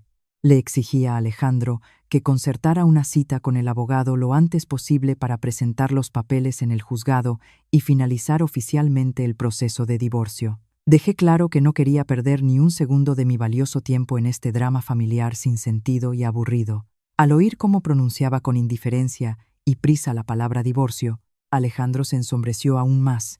La fuerza con la que apretaba mi muñeca aumentó notablemente, causándome un dolor punzante. Mi determinación y frialdad parecieron herirle profundamente. Se inclinó más cerca y, con unos celos absurdos en su voz, comenzó a interrogarme. Me preguntó si tenía tanta prisa por romper todos los lazos con la familia Aguilar para poder estar legalmente en los brazos de ese director de clínica, Andrés Falcón Reyes. Alejandro creía que todos mis cambios drásticos, desde mi forma de vestir hasta mi tono arrogante, habían sido provocados por otro hombre. No pude contener una sonrisa burlona ante sus conjeturas infantiles. La mentalidad de un dictador que se creía el centro del universo era verdaderamente absurda. Con la mano libre, lo empujé con fuerza en el pecho para crear un poco de distancia y poder respirar. El aire a nuestro alrededor pareció congelarse, convirtiéndose en afilados carámbanos. «Señor Aguilar, tiene usted una imaginación demasiado fértil», dije fríamente, con una voz de acero, destrozando sus fantasías. «Una vez que firmemos los papeles del divorcio, de quien me enamore, con quien salga, será mi libertad personal, protegida por la ley. Usted está día y noche ocupado con su primer amor, Cristina Serrano. ¿Por qué intenta impedirme encontrar una nueva felicidad? No me imponga el egoísmo de un perdedor». Mis palabras despiadadas fueron como un jarro de agua fría sobre su ego. Se quedó paralizado. Sus ojos se abrieron con desconcierto. Su mano, que apretaba firmemente mi muñeca, se aflojó lentamente y colgó inerte a su costado. Mi franqueza había expuesto sin piedad su egoísmo e hipocresía. Alejandro no encontró un solo argumento para justificar su injusticia. El verdadero amor del que tanto se enorgullecía se había convertido ahora en una espina afilada que se clavaba en su propia arrogancia. Me froté la muñeca enrojecida y me arreglé la ropa. Le recordé la cita en el juzgado el próximo lunes por la mañana. En lugar de perder el tiempo en visitas inútiles al hospital para chequeos, deberíamos resolver de una vez por todas el certificado de matrimonio que nos unía a ambos. Empujé decididamente a Alejandro a un lado. Abrí yo misma la puerta del coche y la cerré con frialdad. A través del cristal insonorizado, vi a Alejandro de pie, desconcertado, en medio del aparcamiento azotado por el viento. Su espalda, normalmente altiva, pareció por un instante solitaria y rota. Varios días después de la cena en la mansión de los Aguilar, el estado de salud de Cristina, ingresada en la clínica internacional, comenzó a mostrar signos de inestabilidad psicológica. Por los informes diarios que recibía a través del sistema interno de Andrés, supe que sus ataques de pánico se habían vuelto más frecuentes. Se había vuelto irritable y pulsaba constantemente el botón de llamada, exigiendo ver a Alejandro. La ansiedad de Cristina se debía a que últimamente Alejandro, alegando asuntos familiares, aparecía menos por el hospital. Especialmente después de la visita a Isabel, su comportamiento se había vuelto distraído y pensativo, y el cuidado solícito que había mostrado al principio de su hospitalización había desaparecido por completo. Una astuta intuición femenina le dijo que su posición en el corazón de Alejandro se había debilitado seriamente. Para retener a su mina de oro y consolidar su poder, Cristina decidió recurrir al método más bajo. A través de sus contactos en el mercado negro en el extranjero, encargó en secreto un estimulante sintético en cápsulas con un efecto extremadamente potente. Era una droga prohibida, incolora e inodora, que se disolvía instantáneamente en alcohol fuerte y podía paralizar por completo la voluntad de un hombre adulto. Pagó una enorme suma de dinero para sobornar a uno de los camareros del Club Musa, donde Alejandro solía celebrar fiestas privadas con sus socios comerciales. El plan de Cristina era extremadamente astuto. Preparó una trampa para atraer a Alejandro a la cama y, aprovechando su pérdida de control, quedarse embarazada para obligar a la familia Aguilar, a pesar de la oposición de Isabel, a celebrar una boda apresurada. Un fin de semana por la noche, Andrés y yo teníamos una reunión con un proveedor de equipos médicos de alta tecnología de Alemania. El lugar de encuentro, por casualidad, resultó ser el salón VIP del Club Musa. A diferencia del ruidoso y llamativo Elysium, Musa era un espacio privado, decorado en un estilo clásico y caro, con música de jazz suave y una iluminación amarilla y tenue. Yo llevaba un traje de chaqueta, con una americana negra por encima, un aspecto absolutamente serio y profesional. Las negociaciones para el suministro de un sistema de corazón artificial de nueva generación iban bastante bien. Cuando el socio alemán se ausentó brevemente para responder una llamada, Andrés también se estiró y dijo que iba al baño. Asentí y me quedé sola en la mesa de cristal, bebiendo un poco de agua y observando distraídamente la barra central. En la barra, brillantemente iluminada por neones, mi atención se centró en un camarero sospechoso. Llevaba el uniforme del club, un chaleco con ribetes rojos, y no paraba de mirar a su alrededor, actuando con mucho nerviosismo. En su bandeja había una sola copa de whisky Macallan de color ámbar. Asegurándose de que nadie le miraba, el camarero sacó rápidamente del bolsillo del chaleco una diminuta cápsula. Con 2 dedos, aplastó la envoltura y vertió todo el polvo blanco en la costosa bebida. El polvo se disolvió rápidamente, dejando solo una ligera espuma, sin alterar el color ni el olor de la bebida. Como cirujana con formación sistemática en farmacología, comprendí al instante el mecanismo de acción de esa sustancia. Era precisamente ese estimulante prohibido del sistema nervioso central, combinado con una alta concentración de alcohol, destruye instantáneamente la barrera hematoencefálica y obliga al cuerpo a producir una enorme cantidad de hormonas fisiológicas, haciendo que la víctima pierda por completo el control sobre sus acciones. Fruncí el ceño. Mi vigilancia se agudizó. ¿Quién se atrevía a una bajeza así en un club tan vigilado como Musa? Mi mirada siguió cada movimiento del camarero. Cogió la bandeja con la copa envenenada y se dirigió directamente a una sala VIP de cristal separada en el rincón más alejado del club. Cuando abrió ligeramente la puerta de cristal, la luz de la lámpara de araña se filtró por la rendija, y pude distinguir claramente a los que estaban sentados dentro. En el centro del sofá destacaba la familiar y corpulenta silueta de Alejandro. Fruncía el ceño, escuchando la explicación de un socio sobre un contrato, y se frotaba ligeramente la frente con la mano izquierda, con aspecto cansado. El camarero hizo una educada reverencia, colocó la copa envenenada de Macallan justo delante de Alejandro, retrocedió unos pasos y, sin dejar de observar en secreto, Esperó a que la víctima cayera en la trampa. Un pensamiento agudo me atravesó la mente. Conocía bien el carácter de los socios de Alejandro. Les gustaba divertirse, pero nunca se habrían atrevido a recurrir a métodos tan viles contra el jefe de la corporación. La única persona con el motivo más fuerte y que podía obtener el mayor beneficio de la pérdida de juicio de Alejandro era Cristina Serrano. Su maldad superaba todos los límites aceptables para una paciente que necesitaba ser salvada. Aunque odiaba a Alejandro hasta el punto de no querer verlo, mi orgullo no me permitía quedarme de brazos cruzados y ver cómo el hombre que, según los documentos, todavía era mi marido legal, se convertía en víctima de las intrigas de otros. Además, si algo desagradable le sucediera a Alejandro esa noche, mañana la prensa estallaría en titulares, arrastrando la reputación de ambas familias por el fango del escándalo. Me levanté con decisión, me arreglé el cuello y con pasos rápidos pero firmes, me dirigí hacia la sala de cristal. Era hora de desbaratar personalmente la sucia conspiración de un tercero. Empujé la puerta de cristal con fuerza. El seco golpe del pomo metálico hizo que todos los que estaban dentro se sobresaltaran y se giraran. Ignorando las miradas perplejas de los socios, me dirigí a la velocidad del rayo directamente hacia Alejandro. El camarero que estaba cerca palideció e intentó detenerme, pero se quedó paralizado bajo mi mirada afilada como una cuchilla. Alejandro acababa de levantar la copa de whisky, y el líquido ambarino ya rozaba sus labios. Antes de que pudiera dar un solo sorbo, extendí la mano y golpeé con fuerza el fondo de la copa. La costosa copa de cristal se le escapó de las manos a Alejandro y se hizo añicos con estrépito sobre la mesa de cristal. El líquido con la droga prohibida salpicó por todas partes, empapando una gran sección de la alfombra de lana turca. El denso olor a alcohol se mezcló con el aroma característico de Musa. Alejandro se levantó de un salto. Su rostro se petrificó de rabia por mi brusca interrupción.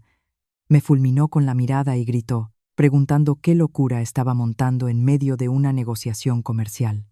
No me detuve a dar largas explicaciones, simplemente recogí uno de los trozos de cristal en el que había líquido transparente. Retrocediendo, acerqué el trozo de cristal al rostro del tembloroso camarero. ¿Qué veneno le has echado a esta copa?, pregunté fríamente. Ante mi dura pregunta, el camarero se derrumbó en el suelo. Su rostro se volvió mortalmente pálido y no pudo articular una sola palabra en su defensa. Su reacción fue la prueba más elocuente. Alejandro era lo suficientemente inteligente como para entender lo que estaba pasando. Su furia se dirigió instantáneamente hacia el empleado traidor. Hizo una señal a sus guardaespaldas, que estaban fuera de la puerta, y ordenó que se llevaran inmediatamente al camarero a una sala de servicio para interrogarlo. Los socios extranjeros, viendo que la situación se complicaba, se apresuraron a disculparse y propusieron posponer la conversación para otro día. Ahora, en la sala, solo quedábamos Alejandro y yo. Me miraba con una expresión llena de sentimientos encontrados. Quería darme las gracias, pero un repentino mareo se lo impidió. Aunque le había quitado la copa, una pequeña cantidad de la bebida le había entrado en la boca. Para un neuroestimulante tan potente del mercado negro, una sola gota era suficiente para destruir todas las barreras protectoras del organismo.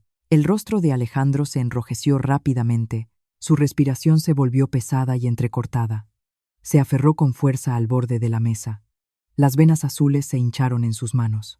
Su mirada, perdiendo su habitual agudeza, se volvió turbia y salvaje. Su enorme cuerpo se tambaleó, a punto de desplomarse. Comprendí que la situación era grave e inmediatamente me abalancé para sujetarlo del brazo. El calor que emanaba de su piel era como el de un alto horno. Lo rodeé por la cintura, sosteniendo su pesado cuerpo. Decidí que debía sacar a Alejandro de ese lugar concurrido de inmediato.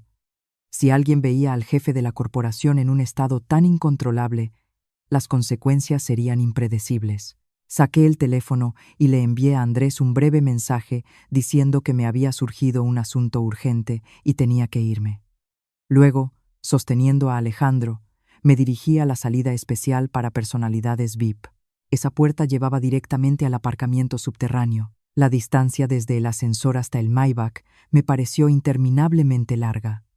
El efecto de la droga se intensificaba, quemando por completo los restos de la razón de Alejandro. Ya no era consciente de lo que sucedía a su alrededor. En la penumbra del húmedo aparcamiento subterráneo, Alejandro se giró de repente y me aprisionó contra una fría columna de hormigón. La fuerza de un hombre que había perdido por completo la razón superaba con creces mi resistencia.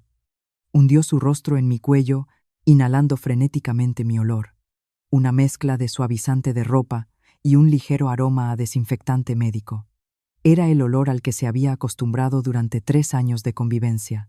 Este aroma, como un segundo estimulante, rompió finalmente el último hilo de contención.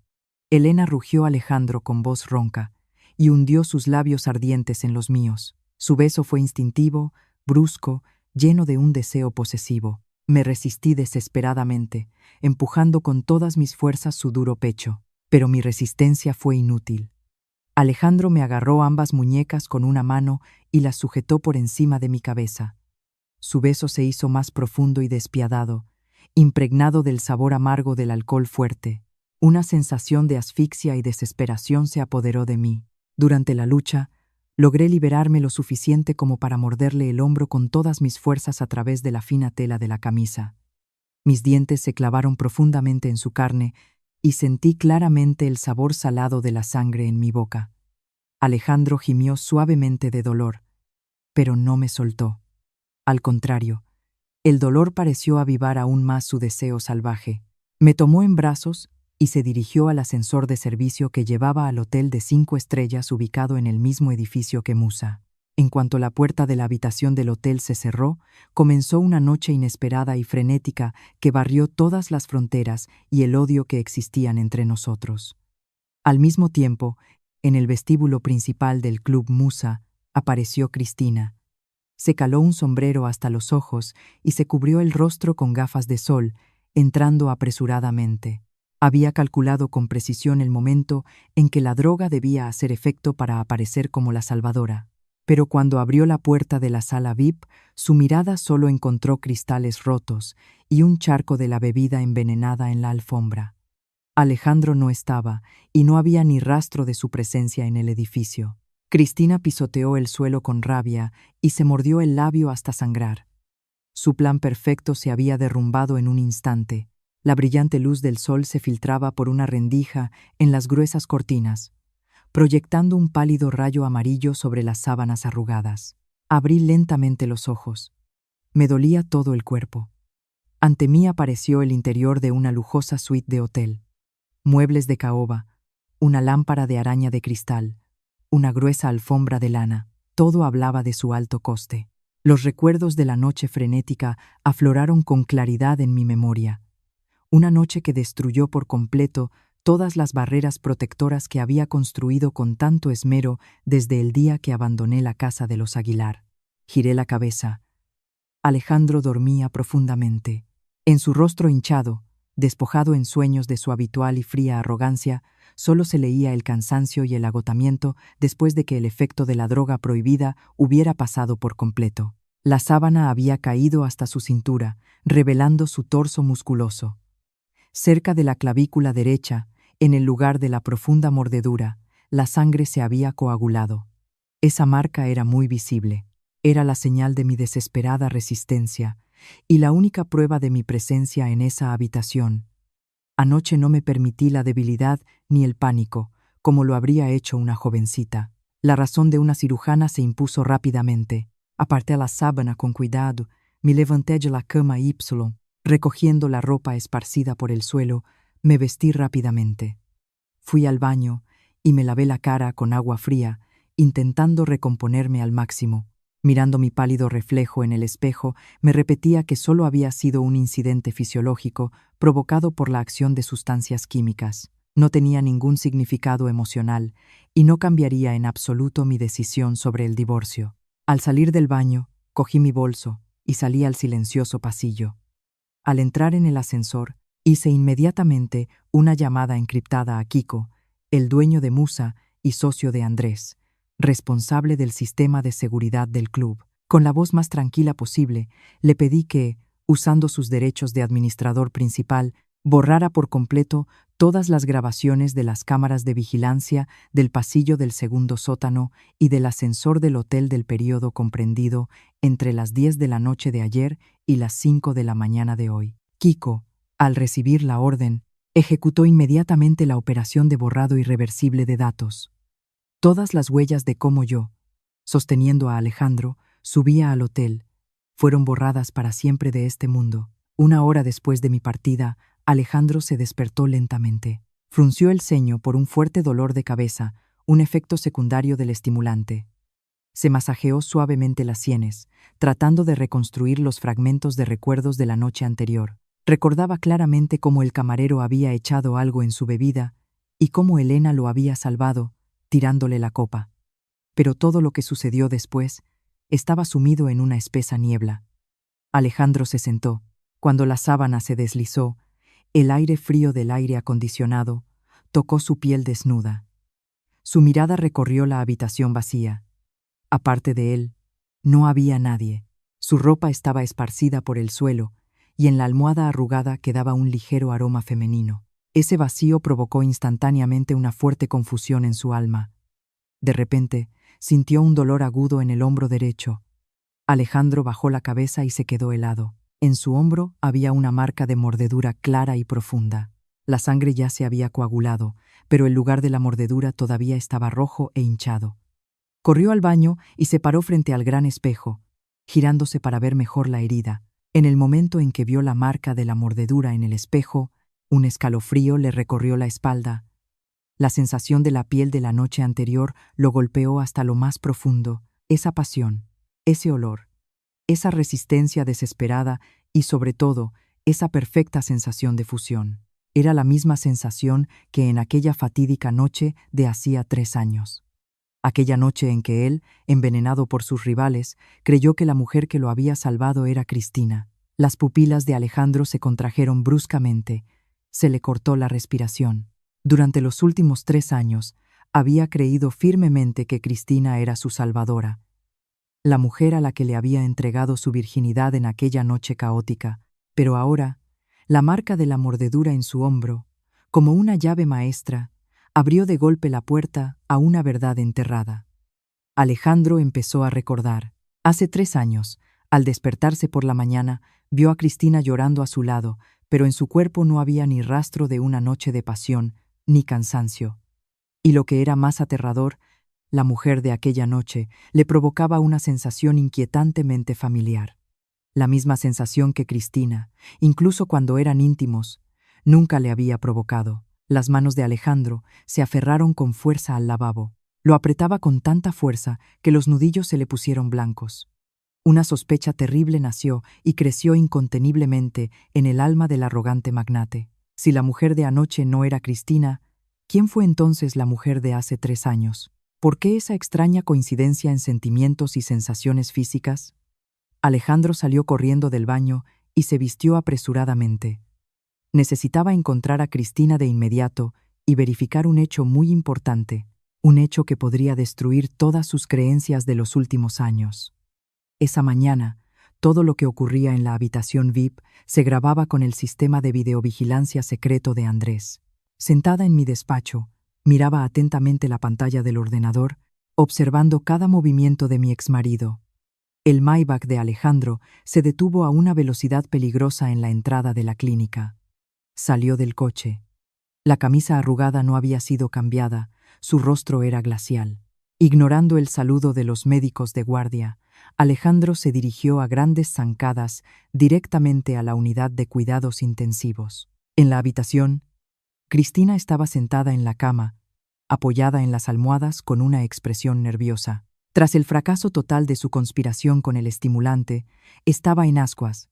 Cuando la puerta se abrió de repente, se sobresaltó. Al ver al agotado Alejandro, Cristina desplegó inmediatamente sus habilidades de actriz de primera clase. Forzó unas lágrimas, bajó de la cama y, tambaleándose, cayó en sus brazos. Cristina abrazó con fuerza la cintura de Alejandro y, sollozando, comenzó su hipócrita lamento. Mintió, diciendo que la noche anterior, preocupada, se había escapado del hospital y había ido a Musa a buscarlo. Inventó una historia sobre cómo lo había esperado toda la noche en el frío aparcamiento subterráneo, pero ni siquiera había visto su sombra. En las palabras de Cristina sonaban el agravio y un amor profundo, como correspondía a la imagen de luna pura e inocente que tanto se había esforzado en crear. Alejandro no la abrazó como de costumbre, sino que se quedó inmóvil. Sus ojos largos y almendrados estaban fijos en la coronilla de Cristina. En ellos se leía una fría observación y cálculo. A través de la pantalla, vi claramente el cambio en su expresión. No se había tragado esas lágrimas de cocodrilo. La sospecha se había arraigado profundamente en su alma, devolviéndole el aspecto de un depredador despiadado del mundo de los negocios. Alejandro sentó suavemente a Cristina de nuevo en la cama. Alegó que su ropa de hospital se había descolocado por los movimientos bruscos. La gran mano de Alejandro se alzó y apartó deliberadamente el cuello de su pijama holgado. Su hombro derecho y parte de la clavícula quedaron completamente expuestos bajo la brillante luz de los tubos fluorescentes. Piel impecablemente blanca y lisa. Ni rastro de una noche de pasión, ni mordiscos, ni arañazos. Pero lo más importante, la mirada de Alejandro se detuvo durante mucho tiempo en el hueco del hombro de Cristina. Estaba absolutamente vacío. Un vívido recuerdo de hace 3 años afloró en su memoria, destrozando por completo su voluntad. En aquella fatídica noche, cuando su beso rozó el hombro de la mujer desconocida, recordaba claramente un pequeño lunar rojo justo debajo de la clavícula. Esta mañana, en el espejo del baño del hotel, al ver de nuevo la marca de la mordedura de la mujer de anoche, ese lunar rojo volvió a saltarle claramente a la vista. Pero su primer amor, grabada en su corazón, Cristina Serrano, no tenía esa marca especial. La verdad evidente que se desplegaba ante él hizo añicos el ídolo de la luna en su corazón. El gran fraude de 3 años había sido desenmascarado sin piedad. La verdadera salvadora había sido rechazada por él, mientras que la impostora había sido cuidadosamente protegida e incluso defendida al precio de un matrimonio legal. La sensación de haber sido utilizado y traicionado hizo que el pecho de Alejandro se agitara pesadamente. Cristina, sintiendo el cambio repentino en el humor del hombre, se arregló apresuradamente el cuello y preguntó desconcertada: «¿Qué ocurre?». Alejandro bajó la mano que colgaba en el aire y se enderezó lentamente. Miró a Cristina como a una extraña, con una mirada glacial que le puso la piel de gallina. Ni una palabra de reproche, ni una palabra de acusación. El silencio aterrador de Alejandro fue la sentencia de muerte más cruel para la mentirosa. Se dio la vuelta decididamente y salió, ignorando los gritos desesperados de Cristina. La puerta de la habitación se cerró de golpe, encerrando en 4 paredes las últimas ilusiones de poder de esta amante hipócrita. Al salir del hospital, Alejandro llamó inmediatamente a su asistente. Con un tono de acero, ordenó que le enviaran de inmediato los resultados del interrogatorio del camarero de la noche anterior a su correo personal. No pasaron ni 5 minutos cuando sonó la notificación. Sentado en el coche, Alejandro abrió el archivo adjunto. El detallado informe minuto a minuto del Servicio de Seguridad de Musa reveló por completo la verdadera cara de Cristina Serrano. El testimonio del camarero coincidía plenamente con las pruebas electrónicas. En la grabación de las cámaras de vigilancia se veía a Cristina reuniéndose con él en una cafetería apartada para entregarle la droga. Un extracto bancario mostraba que, justo antes del incidente del envenenamiento, se habían transferido 50.000 euros desde una cuenta a nombre de Cristina a la cuenta del camarero traidor. Una conspiración para quedarse embarazada y forzar un matrimonio. Métodos viles, pisoteando la confianza de los demás. Todo estaba claramente documentado. Alejandro arrojó el teléfono con fuerza al asiento del copiloto. La furia extrema y el arrepentimiento golpearon su ego. Todas las piezas del rompecabezas encajaron. La que estuvo en el club anoche, la que valientemente tiró la copa envenenada, la que desprendía un familiar aroma a suavizante y tenía un lunar rojo en el hombro. Solo una persona, Elena Lobo, su esposa legal, a la que recientemente había obligado a firmar los papeles del divorcio. Y la misma mujer que lo había salvado de las manos de sus rivales en aquella fatídica noche de hacía 3 años. Durante 3 años, había tratado con crueldad a su verdadera salvadora, y a cambio, ella solo había recibido una fría indiferencia y unos papeles de divorcio. Alejandro arrancó el coche de inmediato. El Maybach, cortando el viento, se lanzó por la avenida, directo a la clínica donde trabajábamos Andrés y yo. Hoy tenía guardia en el despacho administrativo del departamento de cirugía. Al salir del ascensor, vi a Alejandro esperando en el pasillo. Su rostro estaba demacrado, sus ojos inyectados en sangre. No pudo mantener su calma habitual y, abalanzándose, me agarró con fuerza por los hombros. ¿Por qué no me lo dijiste? ¿Por qué ocultaste la verdad durante 3 años? La mujer de aquella noche. ¿Eras tú, verdad?, rugió Alejandro. En su voz se mezclaban el dolor y un profundo remordimiento. Lo empujé con fuerza y retrocedí un paso para mantener una distancia segura. Crucé los brazos y le miré con una expresión fría e indiferente, como a un completo desconocido. Señor Aguilar, no sea tan presuntuoso, respondí con las palabras más crueles. No le dije la verdad simplemente porque no necesitaba su responsabilidad. Hace 3 años fue usted quien se equivocó de persona y representó en solitario el drama del rescate y el amor. Durante los últimos 3 años he pagado con creces mi estupidez juvenil. Ahora no nos debemos nada. Mi indiferencia dejó a Alejandro paralizado. Dio un paso adelante, intentando tocar mi rostro, explicar sus errores y su estupidez. Admitió que había sido engañado por Cristina, que me había tratado injustamente.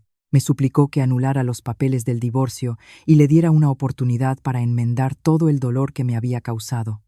Sonreí. Su arrepentimiento tardío no tenía ningún valor para mi corazón helado.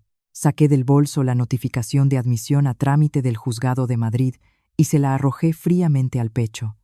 Todos los procedimientos legales ya los ha completado mi abogado. Nos vemos en el juzgado el lunes a las 9 de la mañana para la sentencia oficial de divorcio. Y no se aferre a mí con ese arrepentimiento hipócrita. La doctora Elena Lobo no tiene interés en recoger basura desechada. Dicho esto, me di la vuelta decididamente. Entré en mi despacho y cerré la puerta de un portazo. La cerradura hizo un clic frío, separándome para siempre del sufrimiento del mundo exterior y de la mirada desesperada de Alejandro. La verdad había sido revelada. Todos los puntos sobre las íes estaban puestos. A partir de ese momento, rompía oficialmente todos los lazos con ese hombre horrible y estaba lista para empezar una vida nueva, libre y digna. La puerta de la habitación VIP se cerró de golpe. El sonido seco del impacto fue como un martillazo sobre la última esperanza de Cristina Serrano. Se quedó sentada en la cama, aturdida, con la mirada perdida en el vacío. La máscara perfecta que había construido con tanto esmero durante los últimos 3 años había sido arrancada sin piedad. Alejandro lo sabía todo, que no era su salvadora, que había urdido la conspiración del envenenamiento y su naturaleza codiciosa y vil, oculta tras una apariencia frágil. Un terror extremo oprimió los pulmones de Cristina. Sabía perfectamente lo despiadado que era Alejandro en el mundo de los negocios. Si se enteraba de que había sido traicionado y utilizado, la venganza sería inimaginablemente terrible. No solo había perdido la oportunidad de entrar en la familia del magnate, sino que ni siquiera estaba segura de poder conservar su vida. El pánico extremo provocó una sobreestimulación del sistema nervioso simpático. El ya debilitado corazón de Cristina comenzó a rebelarse. El pulso se disparó a niveles críticos. Un dolor agudo en el pecho la hizo doblarse por la mitad. Se agarró el lado izquierdo del pecho.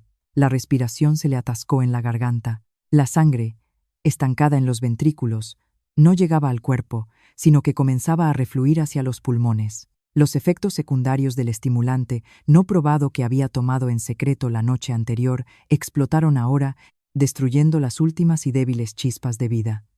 Cristina, como un pez fuera del agua, abría la boca, boqueando. Su rostro se volvió rápidamente cianótico. Extendió la mano para pulsar el botón de llamada de la enfermera en la cabecera de la cama, pero su mano debilitada resbaló y cayó lánguidamente sobre el colchón blanco. En ese momento, el sistema de monitorización cardíaca registró automáticamente que las constantes vitales habían superado el nivel crítico. Una alarma penetrante y continua rompió el silencio del pasillo del hospital. Víctor Ramos y el equipo de enfermeras de guardia irrumpieron inmediatamente en la habitación. Dentro reinaba el caos. Cristina, en estado de shock cardiogénico grave, había perdido el conocimiento y echaba espuma por la boca. Víctor ordenó rápidamente administrar una dosis alta de cardiotónico y realizar una desfibrilación inmediata. 2 electrodos metálicos se presionaron contra su pecho y una descarga de 200 julios atravesó su cuerpo convulso. Una atmósfera tensa envolvió la habitación. La vida de esta mujer hipócrita se medía de la manera más cruel, en segundos. Al mismo tiempo, Alejandro, después de nuestro altercado, acababa de abandonar la administración del departamento de cirugía con paso pesado. Mi actitud fría y mi mirada glacial fueron para él como una sentencia de por vida, que destrozó todas sus esperanzas de reconciliación. Se derrumbó en el asiento del Maybach aparcado en el patio del hospital y se cubrió la cara con las manos. Su asistente, de pie junto al coche, no se atrevió a molestar a su jefe destrozado. De repente, el teléfono de Alejandro sonó estridentemente. En la pantalla apareció el número de la Clínica Internacional. Alejandro respondió. La voz de Víctor Ramos estaba muy alarmada. Informó de que la insuficiencia cardíaca de Cristina Serrano, debido a un fuerte shock psicológico y a una toxina desconocida en la sangre, había entrado en fase terminal. Las medidas de reanimación actuales solo podían mantener un latido artificial durante no más de 12 horas. Si no se realizaba una operación de reemplazo valvular y lavado ventricular esa misma noche, la paciente moriría inevitablemente. Víctor Ramos subrayó con voz impotente que la única persona capaz de realizar esta operación mortalmente peligrosa era la doctora E.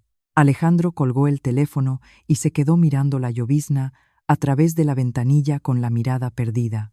La mujer que yacía en la cama del hospital esperando la muerte era la que lo había engañado, pisoteado su confianza y destruido indirectamente su matrimonio legal.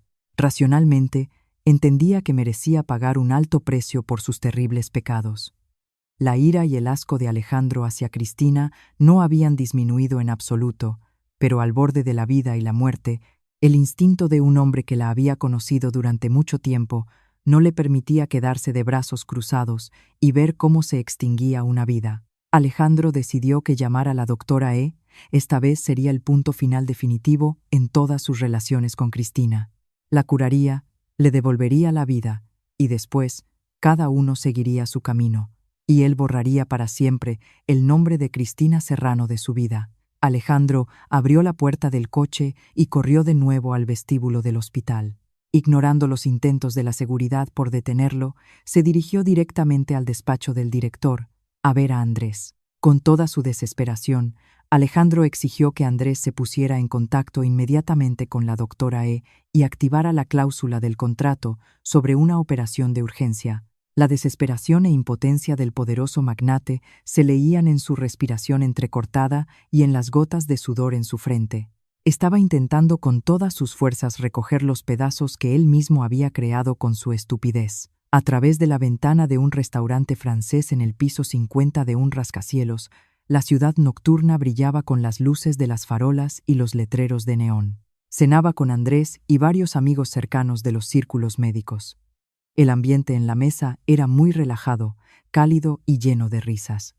Brindamos con copas de un costoso vino tinto por mi regreso oficial, por futuros grandes proyectos científicos. Al liberarme de la carga de la familia Aguilar, mi alma se sentía más ligera, más aguda y más libre que nunca. Corté un trozo de solomillo de primera calidad y me lo llevé a la boca, disfrutando del sabor tierno que se deshacía perfectamente en la lengua.